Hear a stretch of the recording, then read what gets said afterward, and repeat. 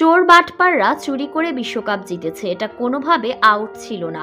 ভারত চুরি করে বিশ্বকাপ জেতায় লাইভে এসে ভারতকে অপমান করে একই বললেন ডেভিড ওয়ার্নার। দর্শক 6 বলে লাগে 16 রান। লং অফে হার্দিক পান্ডিয়ার ফুল টস বল উড়িয়ে মারলেন ডেভিড মিলার, কিন্তু সেটা সীমানার কাছ থেকে তালুবন্দী করেন সূর্যকুমার যাদব। নিয়ন্ত্রণ হারিয়ে দড়ির বাইরেও চলে যেতে হয় তাকে।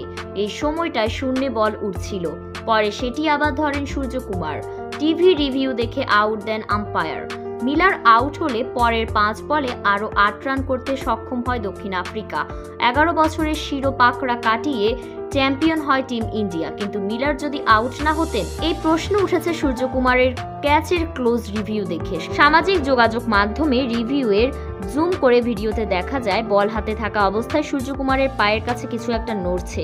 এদিকে ডেভিড মিলারের এই আউট নিয়ে লাইভে এসে মুখ খুললেন ডেভিড ওয়ার্নার। তিনি বললেন, মিলারের এটা আউট ছিল না, এটা দুর্নীতি করে আউট দিয়েছে আম্পায়ার। বিশেষ করে আরও ভালোভাবে পরীক্ষা নিরীক্ষা করা দরকার ছিল, কিন্তু সেটা করলো না আম্পায়াররা। তাই আমার মনে হচ্ছে এটা নট আউট ছিল, এটা আপনাকে মানতে